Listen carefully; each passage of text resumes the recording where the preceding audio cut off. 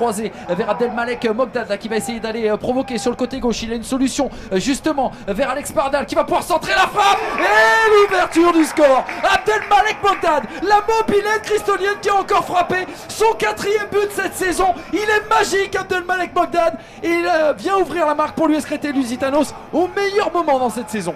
C'est la pause ici à Duvauchel, 1-0 en faveur de l'US Créteil Lusitanos. C'est Abdelmalek Mogdad qui a ouvert la marque, passé le quart d'heure de jeu. On l'a dit, un match avec énormément d'enjeux, Vincent, mais on n'a pas été privé de jeu sur ce premier acte. Il est Kamel Cherki qui va aller se battre, mais la récupération de Mané, l'intervention à venir de Bobana Fofana, mais en deuxième lame, il y aura Ryan Ferraoui.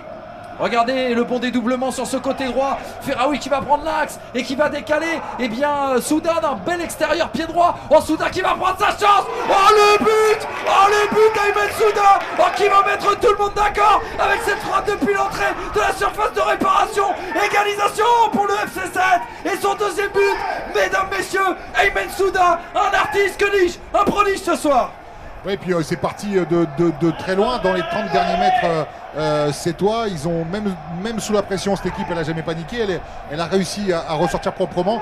Après il y a effectivement Ferraoui qui a montré sa technique, sa vitesse dans le jeu, dans l'exécution. Pour ce ballon dans l'axe avec Kamel Cherki qui va se le faire chipper par Cerber. Oh, elle est parfaite vers Souda qui va se l'emmener. Souda face à Véron. Oh, Souda qui a frappé et l'arrêt magnifique de Stéphane Véron. Ouais, encore une fois Stéphane Véron qui est bien resté là sur les appuis, ne sachant à aucun moment, ne sachant pas à quel moment Souda allait se retourner frapper. Derrière il intervient magnifiquement. Et attention à la réponse du Berger à la Bergère. Oh, cette occasion d'Ibrahim Sangar est servie sur un plateau par Abdelmalek Mogdad. Ryan Ferraoui et son pied droit, trajectoire sortante attendue sur ce corner frappé au deuxième poteau vers la tête de Steve Solvay. C'est Ibrahim Sangaré qui a contré ce ballon. Et c'est pas terminé, Steve Solvay il a pu se retourner, il est parfait le centre. Oh la tête. Et le deuxième but, comme la semaine dernière face au Stade Lavallois. Le FC7 cette fois-ci passe devant au tableau d'affichage dans les arrêts de jeu. Cette fois-ci le héros s'appelle Djibril Diarra. Son deuxième but cette saison, il avait marqué contre Boulogne. C'est peut-être lui qui permet à son équipe d'accrocher le maintien au soir de la 31e journée.